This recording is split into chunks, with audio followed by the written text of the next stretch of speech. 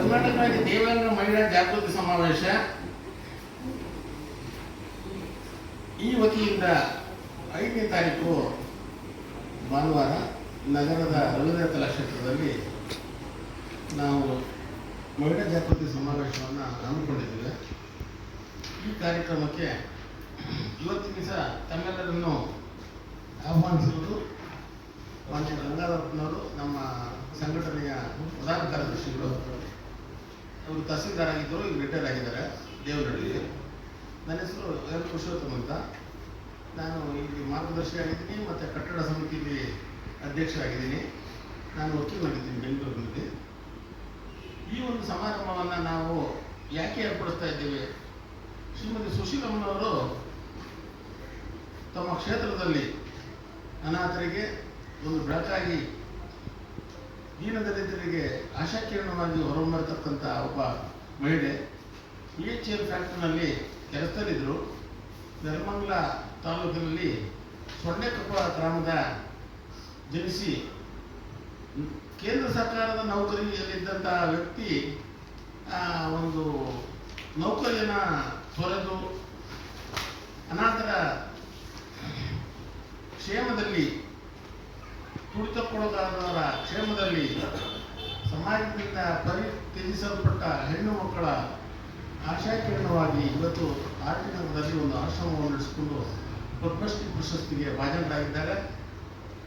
ಆ ಒಬ್ಬ ಗಣ್ಯ ಹೆಣ್ಣು ಮಗಳ ನಾವು ಗೌರವ ಅರ್ಪಿಸಬೇಕಾಗಿರ್ತಕ್ಕಂಥ ಈ ಶುಭ ಸಂದರ್ಭದಲ್ಲಿ ದೇವಾಂಗ ಜನಾಂಗದ ಸುಮಾರು 300 ಸಾಧಕರಿಗೆ ಗೌರವಾರ್ಪಣೆ ಸಮಾರಂಭ, ಅವ್ರನ್ನೆಲ್ಲ ನಾವು ಗುರುತಿಸಿ, ಅವರ ಕ್ಷೇತ್ರಗಳನ್ನು ನಾವು ಗುರುತಿಸಿ, ಅವರು ಮಾಡಿರ್ತಕ್ಕಂಥ ಸಾಧನೆಯನ್ನು ಗುರುತಿಸಿ ಅವರಿಗೆಲ್ಲ ನಾವು ಸನ್ಮಾನವನ್ನು ಏರ್ಪಡಿಸಿದ್ದೇವೆ. ತಾವು ಇಲ್ಲಿ ಮಹಾನ್ ವ್ಯಕ್ತಿಗಳು, ತಮ್ಮಿಂದಲೇ ನಮ್ಮ ಸಂಘಟನೆ ಪ್ರಚಾರವನ್ನು ಪಡೆಯಬೇಕಾಗ್ತದೆ.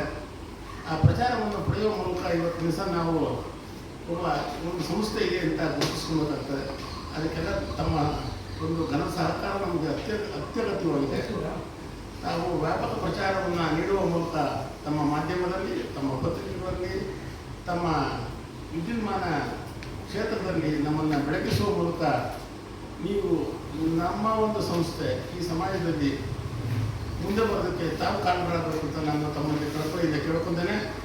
ಈ ಶುಭ ಸಂದರ್ಭದಲ್ಲಿ ಉಮಾಶ್ರೀಯವರು, ಡಾಕ್ಟರ್ ರಾಜ್ಕುಮಾರ್ ಜೀವಮಾನ ಸಾಧನೆಯನ್ನು ಮಾಡಿರ್ತಕ್ಕಂಥ ಆಕೆ ಒಂದು ಬಡ ಕುಟುಂಬದಿಂದ ಬಂದಿರತಕ್ಕಂಥ ಹೆಣ್ಣು ಮಗಳು ಉಮಾಶ್ರೀಯವರು.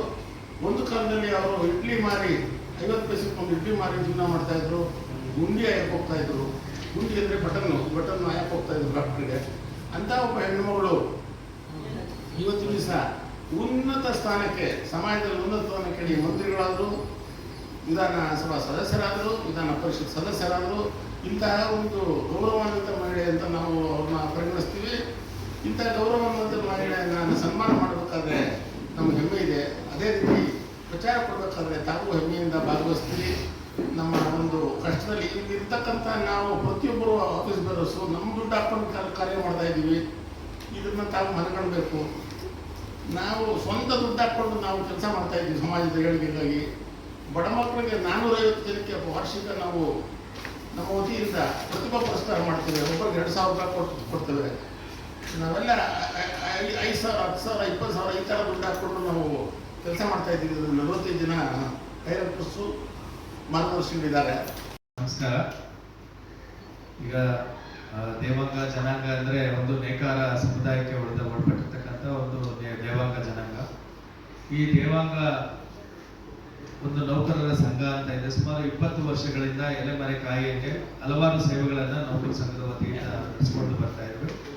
ಈಗ ಪ್ರಪ್ರಥಮವಾಗಿ ನಾವು ಮಹಿಳಾ ಜಾಗೃತಿ ಸಮಾವೇಶ ಅಂತ, ಅಂದರೆ ದೇವಾಂಗ ಮಹಿಳಾ ಜಾಗೃತಿ ಸಮಾವೇಶ ಅಂತ ಹೇಳಿ ಪ್ರಪ್ರಥಮ ಬಾರಿಗೆ ನಾವು ವಸ್ತ್ರದಾತ ಪತ್ರಿಕೆಯ ಒಂದು ಸಹಯೋಗದೊಂದಿಗೆ ಮಾಡ್ತಾ ಇದ್ದೇವೆ. ಇಡೀ ರಾಜ್ಯದಿಂದ ಎಲ್ಲ ಜಿಲ್ಲೆಗಳಲ್ಲಿ ಸುಮಾರು ಒಂದು 7-8 ಕ್ಷೇತ್ರ, ಸಂಘಟನೆ ಕ್ಷೇತ್ರ, ಸಮಾಜ ಸೇವಾ ಕ್ಷೇತ್ರ, ಮಾಧ್ಯಮ ಮತ್ತು ಸಾಹಿತ್ಯ ಕ್ಷೇತ್ರ, ಕಲಾವಿದರ ಕ್ಷೇತ್ರ, ಶಿಕ್ಷಣ ಕ್ಷೇತ್ರ, ರಾಜಕೀಯ ಕ್ಷೇತ್ರ ಹಾಗೂ ಸಾಧಕರು, ವಿವಿಧ ಸಾಧನೆಯನ್ನು ಮಾಡಿರ್ತಕ್ಕಂಥ ಸಾಧಕರು, ಈ ತರ ಹಲವಾರು ವಿಂಗಗಳನ್ನು ಮಾಡಿ ಇಡೀ ರಾಜ್ಯ ಮಟ್ಟದಲ್ಲಿ ಒಂದೊಂದು ಜಿಲ್ಲೆಗೆ 20-30 ಜನನ ಗುರುತು ಮಾಡಿ ಸುಮಾರು 250ರಿಂದ 300 ಜನ ಸಾಧಕರನ್ನ ಗುರುತಿಸಿ ಅವರಿಗೆ ಒಂದು ಸನ್ಮಾನ ಮಾಡ್ತಕ್ಕಂಥ ಒಂದು ಸಣ್ಣ ಪ್ರಯತ್ನವನ್ನ ನಾವು ಒಂದು ನೌಕರ ಸಂಘದ ವತಿಯಿಂದ ಮಾಡ್ತಾ ಇದ್ದೇವೆ. ಇನ್ನು ಹಲವಾರು ಕಾರ್ಯಕ್ರಮಗಳು ನಮ್ಮ ಮುಂದೆ ಇದೆ. ನಮ್ಮ ಮುಂದೆ ಇನ್ನು ಹಲವಾರು ಅಧಿಕಾರಿಗಳ ಮತ್ತೆ ನೌಕರರ ಮತ್ತೆ ಈ ಸಮಾಜದಲ್ಲಿರ್ತಕ್ಕಂಥ ಉನ್ನತ ಒಂದು ಹುದ್ದೆಯಲ್ಲಿರ್ತಕ್ಕಂಥವ್ರನ್ನೆಲ್ಲ ಗುರುತಿಸಿ ಒಂದು ದೊಡ್ಡ ಒಂದು ಸಮ್ಮೇಳನ ಮಾಡಬೇಕು ಅಂತಕ್ಕಂಥದ್ದು ಕೂಡ ನೌಕರ ಸಂಘದ ಮುಂದೆ ಇದೆ. ಇದಕ್ಕೆಲ್ಲ ಕೂಡ ತಮ್ಮ ಒಂದು ಸಪೋರ್ಟ್ ಬೇಕಾಗಿದೆ. ಈಗ ನಾಳೆ ಭಾನುವಾರ ಬೆಳಿಗ್ಗೆ 10 ಗಂಟೆಗೆ ಕರೆಕ್ಟಾಗಿ ಪ್ರೋಗ್ರಾಮ್ ಸ್ಟಾರ್ಟ್ ಆಗ್ತದೆ. ದಯವಿಟ್ಟು ತಾವೆಲ್ಲರೂ ಕೂಡ ಬರಬೇಕು, ಇದನ್ನ ಹೆಚ್ಚು ಪ್ರಚಾರ ಮಾಡಬೇಕು. ಏನು ಒಂದು ಸಂಘ ಸಣ್ಣ ಪುಟ್ಟ ಕೆಲಸ ಮಾಡ್ತಾ ಇದೆ, ಇದು ದೊಡ್ಡ ಮಟ್ಟದ ಕೆಲಸ ಮಾಡೋದಕ್ಕೆ ತಾವೆಲ್ಲರೂ ಕೂಡ ಉತ್ತೇಜನ ಕೊಡಬೇಕು ಅಂತ ಹೇಳಿ